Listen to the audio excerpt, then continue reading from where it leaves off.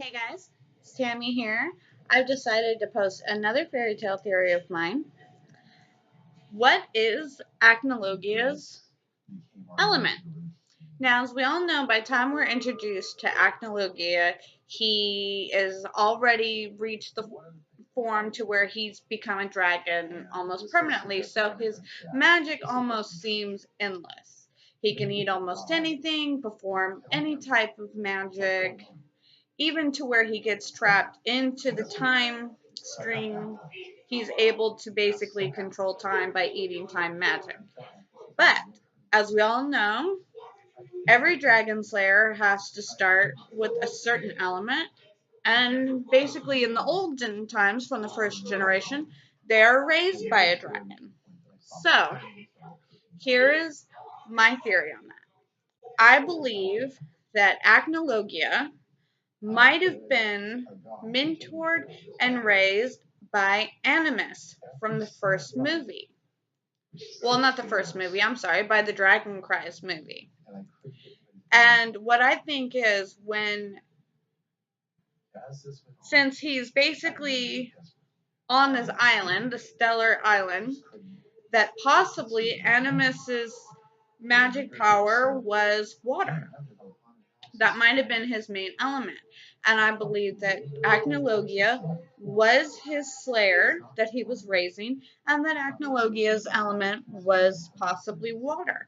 And how I believe this is that basically the markings on Acnologia, whether he is in human form or dragon form, mimic what is said to have been the tattoos of the Atlanteans from, if you've ever heard the story, the lost city of Atlantis. And since I believe Earthland is basically supposed to be about Earth, some places in Earth, possibly Acnologia was of a sister tribe to these people, or a tribe that might have been based off of them. And of course, like I said, they were said to have had tattoos, and almost anything I've ever seen where they showed Atlanteans, they always had tattoos like what Acnologia have. And if you've really paid attention, they almost mimic tribal water tattoos. Even in his dragon form, he seems to take them on too. Now, like I said, I do believe that he was possibly raised and trained by the dragon Animus. And I believe that because basically Animus mentions him and about how he became crazy and started killing off the dragons. I believe that he might have came for his mentor dragon and killed him. And in order to have a last ditch effort of survival, since he could not attach to his dragon slayer, he found another soul to attach to, being Sonia.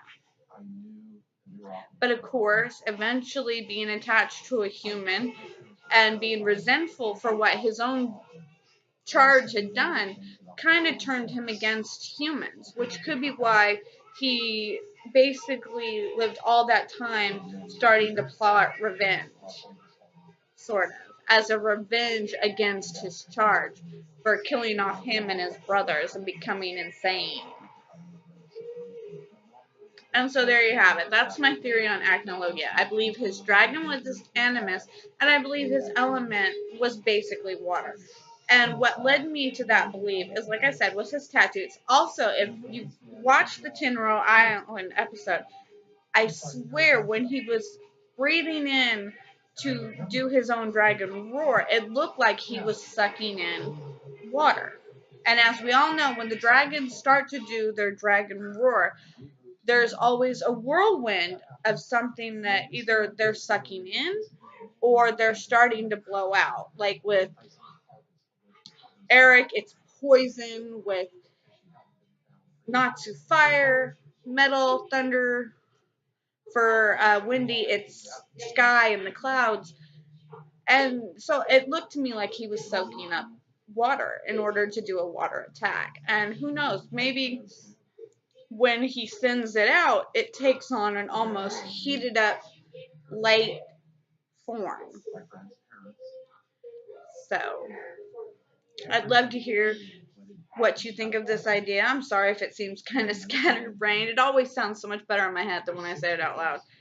Please give me your comments. Also, if you have a theory on what you think Acnologia's element might be, I would love to hear it as well.